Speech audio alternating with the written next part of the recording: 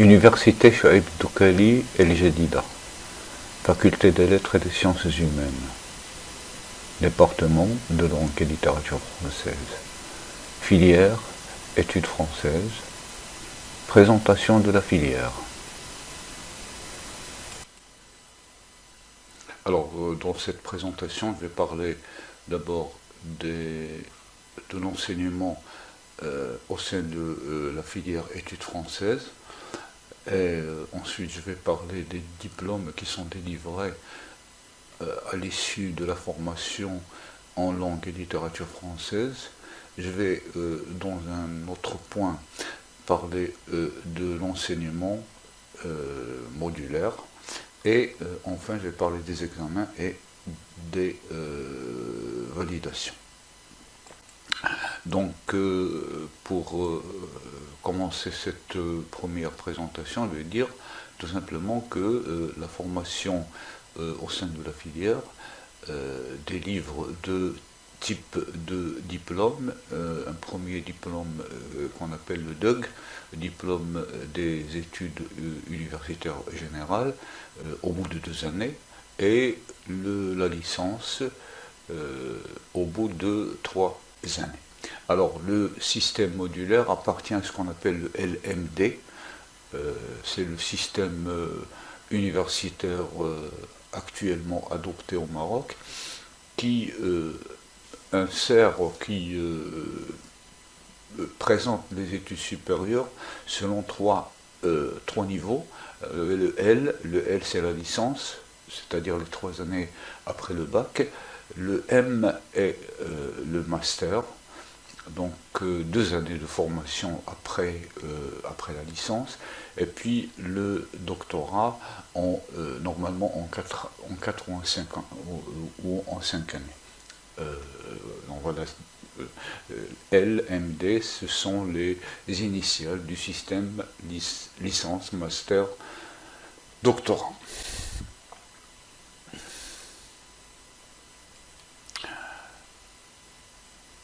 Il faut tout de suite comprendre que étudier la langue française au sein du département, c'est étudier la langue et la littérature française. Et là, je me permets de souligner 2 choses. La première est que les étudiants doivent savoir que les cours ne sont jamais destinés à être appris par cœur, mais qu'ils ne sont pas non plus des cours de langue. Ce ne sont pas des cours de langue, c'est-à-dire que les étudiants, quand ils s'inscrivent au département de langue et littérature française, ils sont censés d'abord avoir une bonne maîtrise de la langue. On ne va pas vous apprendre à parler en français ou à communiquer en français. Bien sûr, ça va venir avec les cours, mais ce n'est pas l'objectif, ce n'est pas le but principal de la filière. L'étude de la langue, française suppose la connaissance de tous les mécanismes qui sont utilisés dans le cadre de l'écriture ou de la communication en français, à savoir tout ce qui est théoriquement accessible, comme par exemple la phonétique, la lexicologie. La phonétique qui va s'intéresser à l'étude des sons, l'étude des phonèmes, comment prononcer, ou comment étudier la prononciation. La lexicologie, c'est tout ce qui concerne le lexique, les mots, comment ils sont formés, quelles sont les différentes nuances qu'ils ont. Apprendre par exemple comment faire pour que un nom soit dérivé en verbe, ou bien comment le verbe est dérivé en nom, puis adjectif ou adverbe, etc. Alors vous avez aussi la morphosyntaxe, qui concerne la construction de la phrase, comment se construit une phrase, lexicographie, et puis pragmatique, etc. Alors tous ces modules ne sont pas des modules pour vous apprendre à parler en français, mais des modules destinés à étudier comment la langue française évolue. En plus, vous avez donc des modules aussi en littérature et en culture. Hein, des modules en littérature où vous êtes amenés, où les étudiants sont amenés à étudier des œuvres littéraires, à les comprendre, à les commenter, d'abord à les lire, hein, bien sûr, à les étudier, à les commenter, etc. Alors, donc, le cursus, la formation, au bout de 3 années de licence, est répartie sous forme de modules. Alors, par module, il faut entendre matière, une discipline. Alors, donc, en principe, vous avez, pour réussir à avoir votre licence, vous avez 38 modules. Hein. Je vous communiquerai la liste de tous les modules est disponible, je vais la présenter tout à l'heure.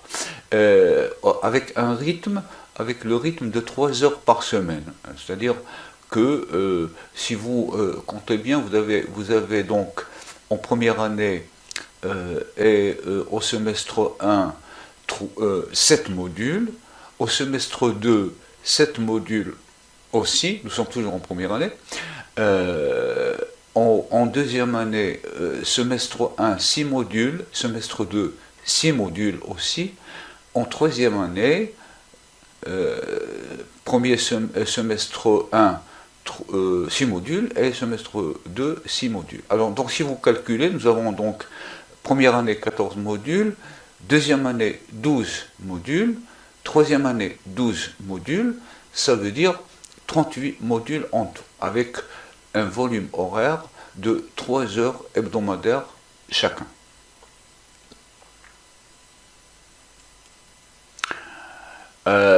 Donc, ici je présente, mais vous avez déjà le document, donc je vais passer un tout petit peu rapidement sur ça.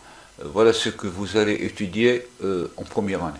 Grammaire, phonétique, donc je suppose que vous avez déjà vos emplois du temps. Toujours en première année, semestre 2, donc après l'examen du premier semestre.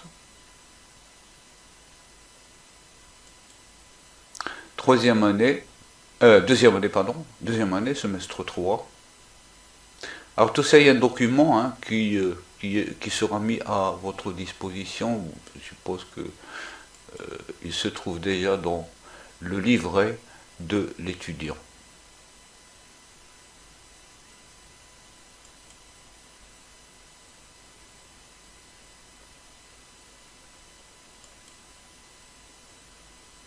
Remarquez, quelque chose sur laquelle je vais revenir tout à l'heure, remarquez que ici nous avons uniquement 5 modules. Éléments de linguistique 2, analyse du discours, littérature comparée, projet tutoré 36 et 37. Et communication interculturelle. Là, c'est ici, c'est ce qui est à gauche, c'est le numéro c'est le numéro des modules, l'ordre des modules. Donc, vous avez vu, le dernier module, c'est celui de la communication interculturelle.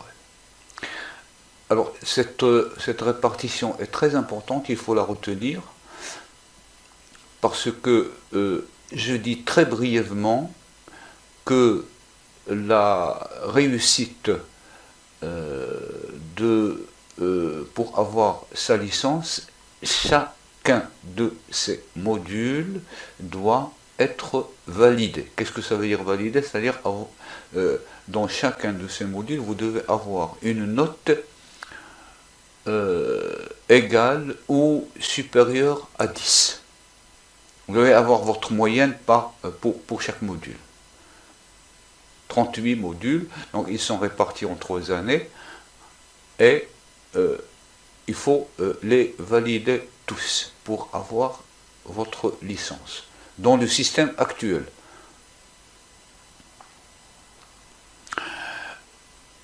Alors, je vais parler ici de 3 types de validation.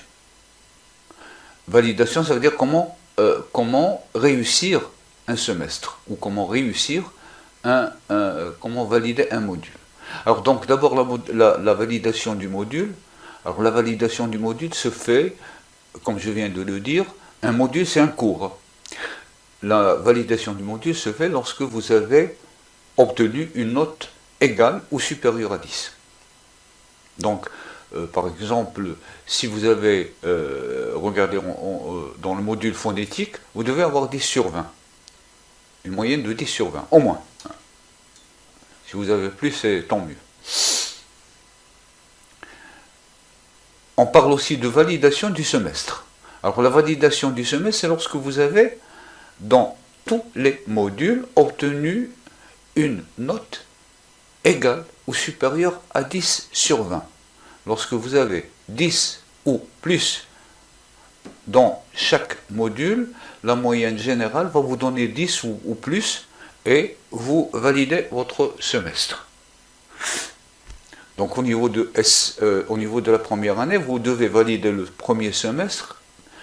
Après, vous devez d'abord étudier. On étudie les différents, on étudie donc les différents modules. Et puis après, vers la moitié de l'année, il y a un examen au cours duquel vous êtes examiné vous êtes interrogé bien sûr sur l'ensemble des 7 modules que vous avez étudiés tels que je les ai présentés tout à l'heure.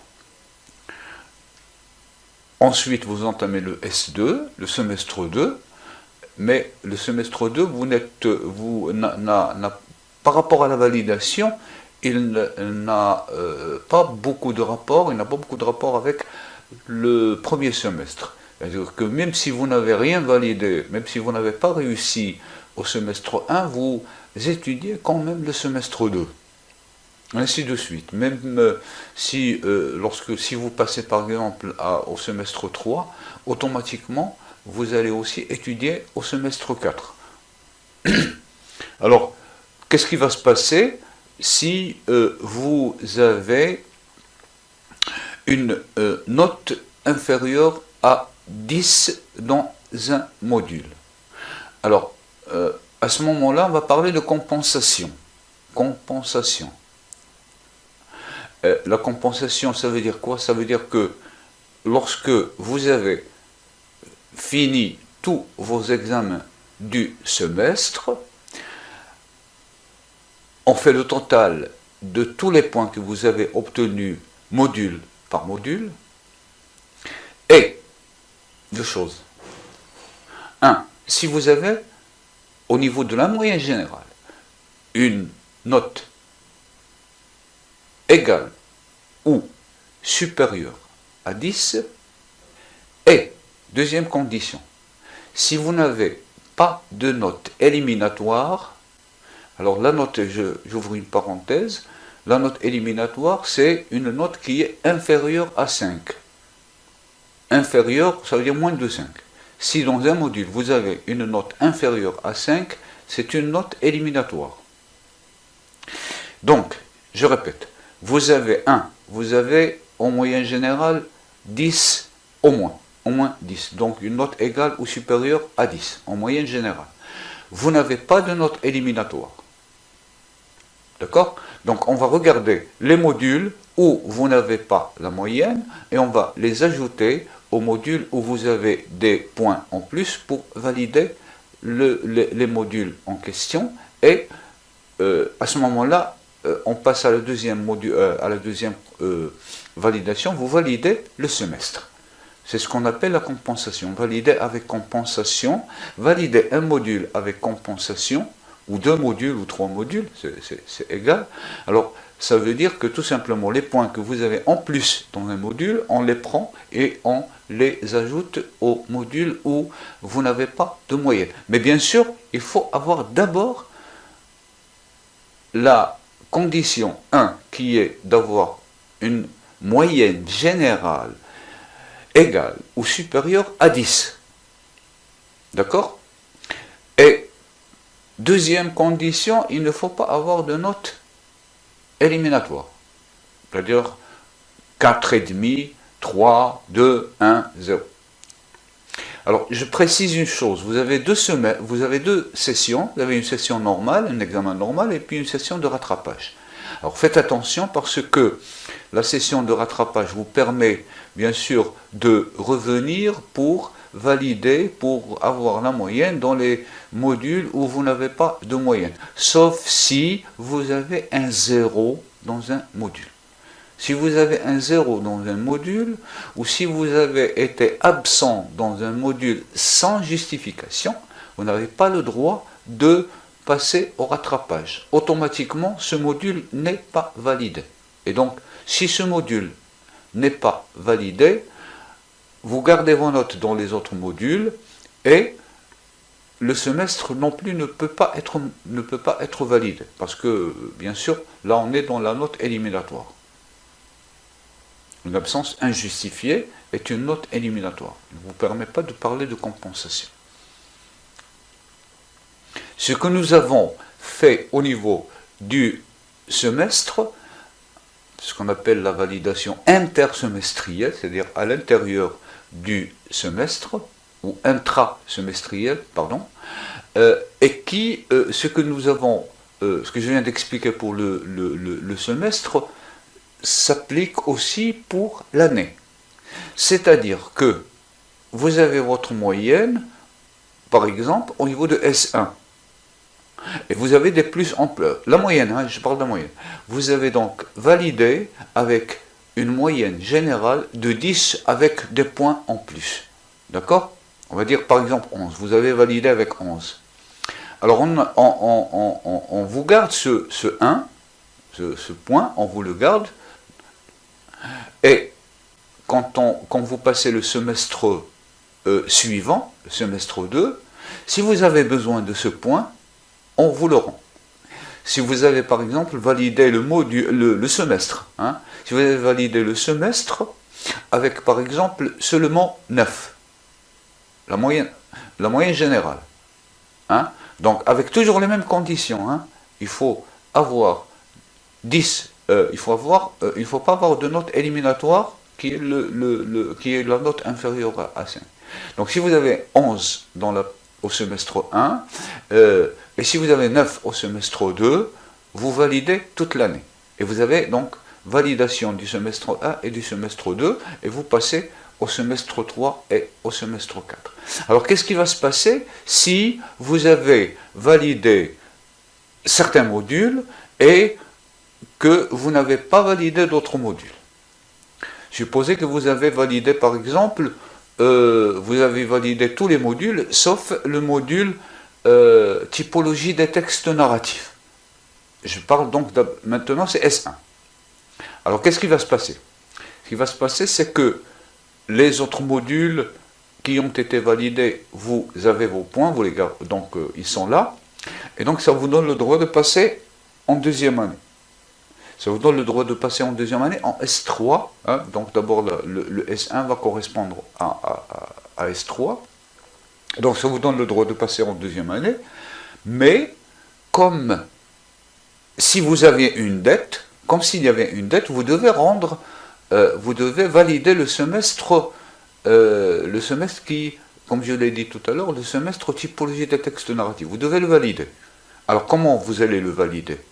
Vous allez étudier 5 modules en S3, donc vous êtes passé de S1 à S3 l'année suivante, vous allez étudier seulement 5 modules en S3, et le module qui correspond à typologie des textes narratifs, vous ne l'étudiez pas.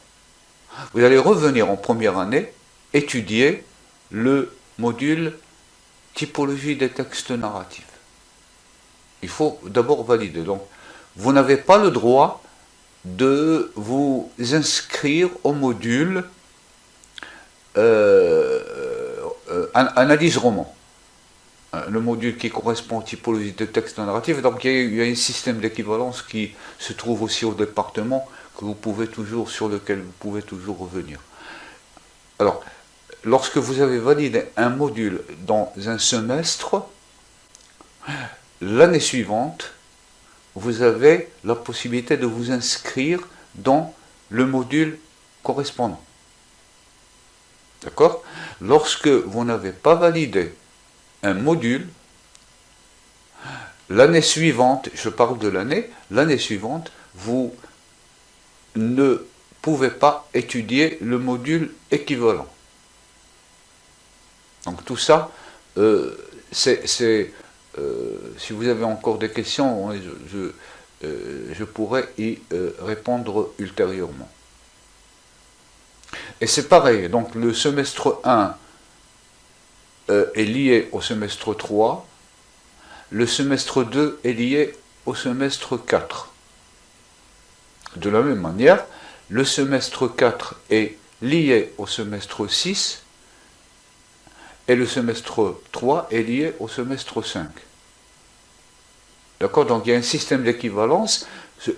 Vous comprendrez très facilement parce que lorsque vous allez vous inscrire pour le semestre et pour le module, ce qu'on appelle l'inscription pédagogique, et se fait 2 fois par année, lorsque vous allez vous inscrire, on vous expliquera cela très facilement. On vous dira non, vous n'avez pas le droit de valider ce semestre, il faut revenir l'étudier en première année. C'est pour cette raison d'ailleurs que les cours sont toujours, selon les emplois du temps, nous avons toujours les semestres 1 et le semestre 5 le matin, et l'après-midi, nous avons le semestre 3.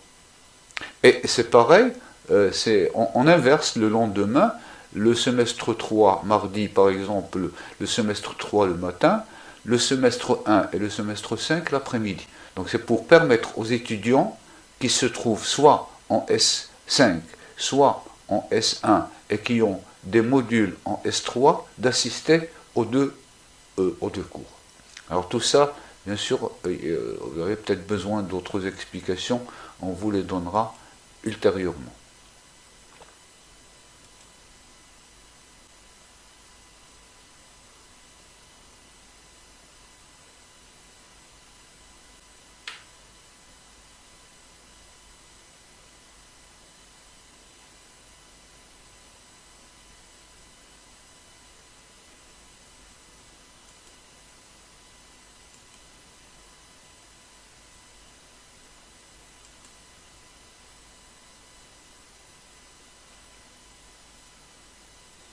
Ici, le système des équivalences. S1, S3, S3, S5, S2, S4, S4 et 6.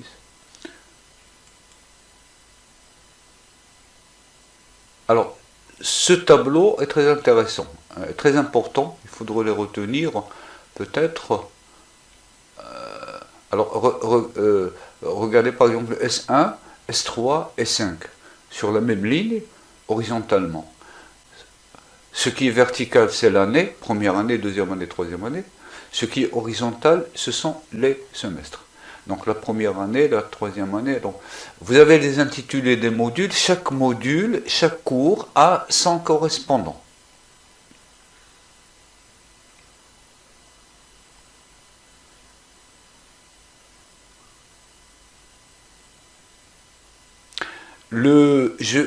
J'en ai parlé tout à l'heure. Au niveau de S6,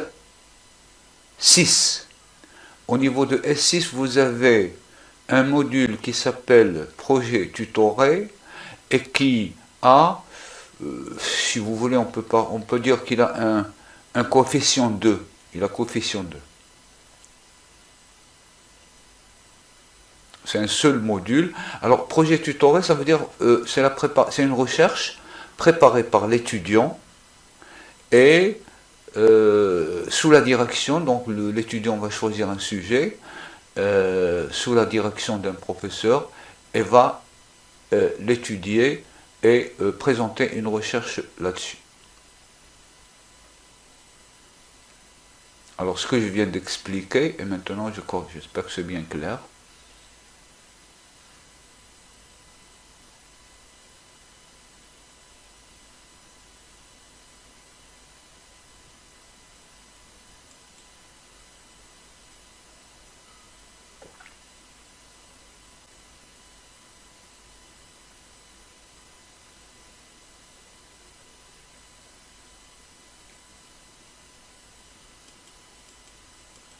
Alors, j'ajouterai tout simplement quelque chose un peu spécial.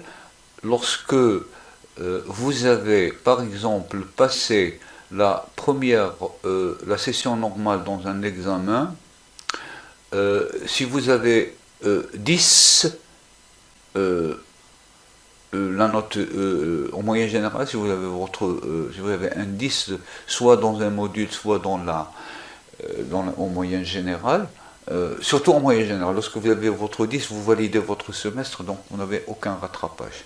Mais si vous avez par exemple le 10 et que 10 au moins, 10, une note en moyenne générale, si vous avez un 10 au moins, et si vous n'avez pas de note éliminatoire, il y a les modules où vous n'avez pas la moyenne sont validés avec compensation.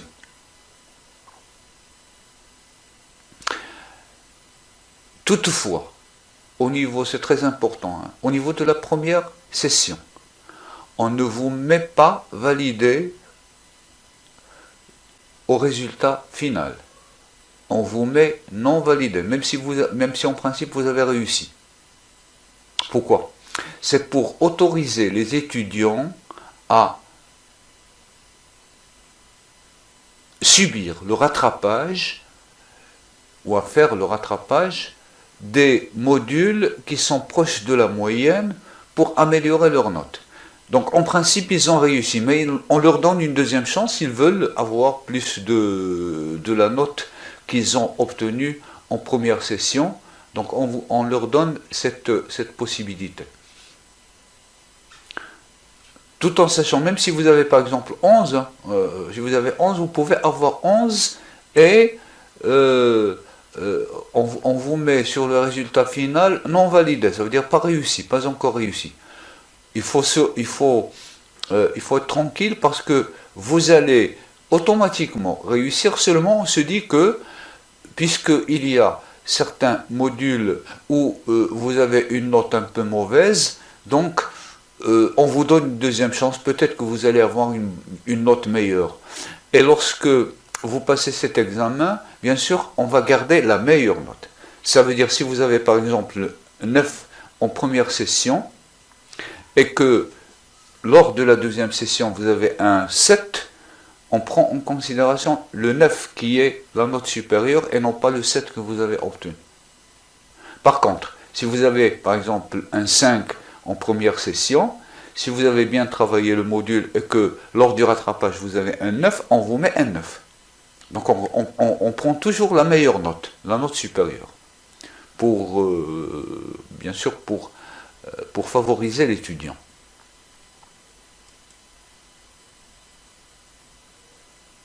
Alors ce que j'expliquais tout à l'heure, la compensation annuelle, compensation de 2 semestres.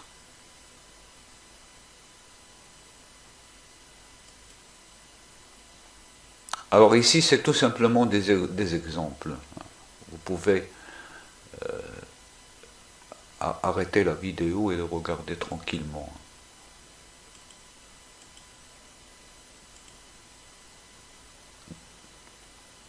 Alors je donne exactement 3 exemples avec des notes et vous pouvez remarquer à chaque fois, lorsque vous avez vu, lorsque vous visualisez cette vidéo, le VAC, regardez l'étudiant, même s'il a un 5 dans initiation en genre dramatique, vous avez à côté VAC, validé avec compensation, parce qu'il n'a pas de note éliminatoire. Hein, pareil pour 8, pour la note 8, grammaire 1, même s'il n'a pas obtenu sa moyenne dans ces modules, lorsqu'on fait le total, on se rend compte qu'il a en moyenne générale 10,28. Il a obtenu au total 72 points, ce qui lui donne une note, une moyenne générale de 10,28. Alors donc 10,28 c'est une note, comme je l'ai dit tout à l'heure, c'est une moyenne égale ou supérieure à 10, donc il a plus de 10, et donc il va valider. Et là on regarde le 8 n'est pas une note éliminatoire, le 5 n'est pas une note éliminatoire, donc les deux modules sont validés avec compensation, ça y est, il a réussi, et le semestre est validé.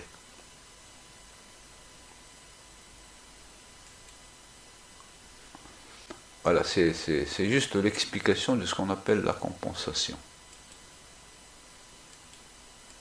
Et la compensation, elle se fait automatiquement. Hein. Ça, c'est selon les deux points que je viens d'expliquer. Avoir moyenne générale de 10 plus et ne pas avoir de note éliminatoire. Alors bien sûr, au niveau de chaque semestre, il y a des examens, un examen de la session normale et puis une session de rattrapage.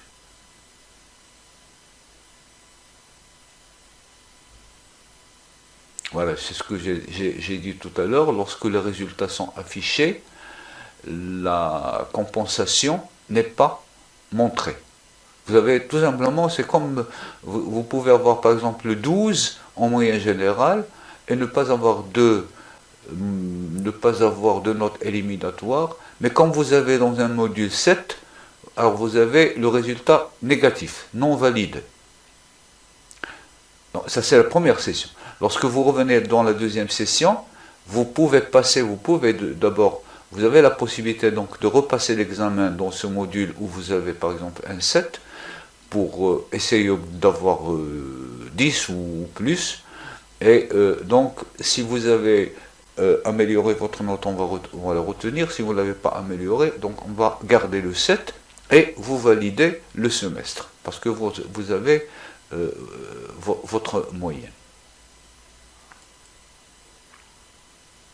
Alors le projet tutoré, j'en ai parlé tout à l'heure, au niveau du semestre 1, c'est sous la direction, vous contacterez, on aura certainement le temps de demander à vos camarades de vous expliquer comment ça se fait. On contacte un professeur qui nous confie un sujet et on va le travailler sous sa direction.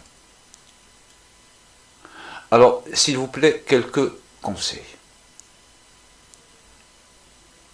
Lorsque vous entamez des études en langue et littérature française, la première chose qu'il faut avoir, c'est un dictionnaire. Un bon dictionnaire, c'est-à-dire un dictionnaire français-français. Pas de traduction, pas le dictionnaire français-arabe. Deuxième chose, il faut toujours considérer que le cours qui est enseigné par le professeur est destiné juste à vous orienter. C'est-à-dire qu'un professeur ne vous donnera jamais l'ensemble de connaissances dont vous avez besoin pour votre formation personnelle. Vous avez pour chaque module 3 heures, et donc pendant ces 3 heures, le professeur va vous donner des explications. Il y a certainement des choses qu'il ne peut pas, qu'il n'a pas le temps d'expliquer entièrement. Alors à ce moment-là, vous devez faire vous-même un effort de documentation, c'est-à-dire aller étudier, compléter le travail chez vous. Lorsque vous rentrez chez vous, il ne faut pas se contenter du cours, il faut aussi enrichir votre connaissance en faisant des lectures. Il faut apprendre aussi à gérer son temps, ne pas laisser les cours s'accumuler. Certains étudiants font cette faute. Ils viennent, ils prennent le cours et ils s'en vont chez eux, puis le lendemain ils viennent, ils prennent un autre cours et ils rentrent chez eux, et puis à la fin, quand il ne reste plus qu'une seule semaine, ou 2 semaines pour les examens, ils se retrouvent avec tous les cours de 3 ou 4 mois. Bien sûr, c'est très difficile à gérer. Très difficile à organiser, le temps ne suffira pas, même 15 jours, ça ne suffit pas.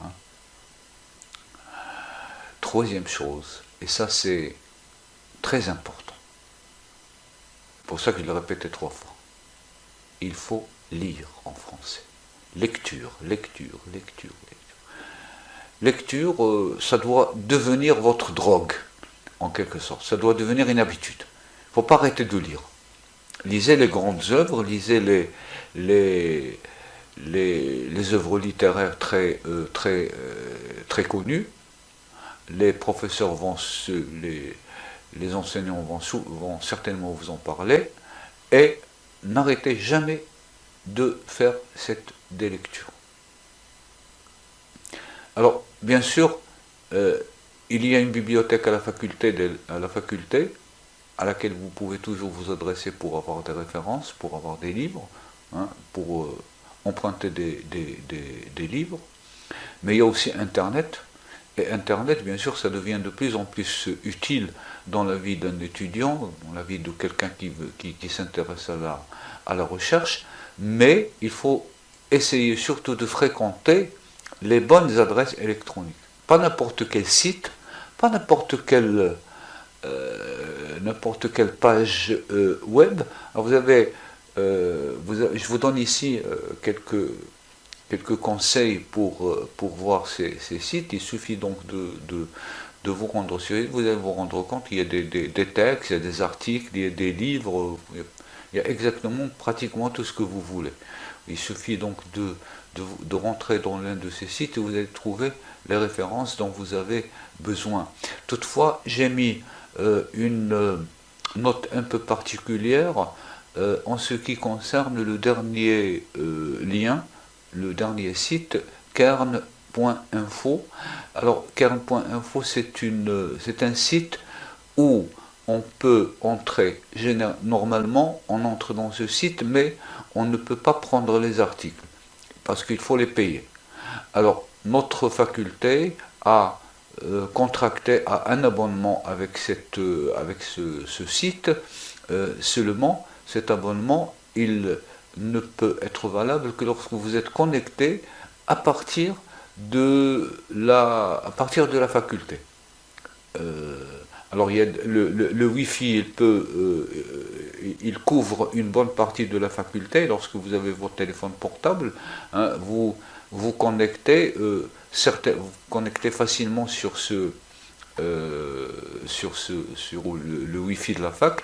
Et alors à ce moment-là, si vous allez dans la dernière adresse, www.kern.info, vous pouvez télécharger les documents qui sont normalement payants.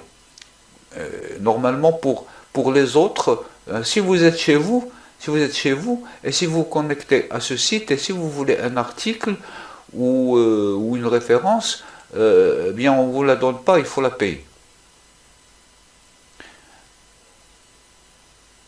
Mais si vous êtes connecté à la fac, vous pouvez télécharger très facilement. Bon courage à toutes et à tous et bonne rentrée universitaire.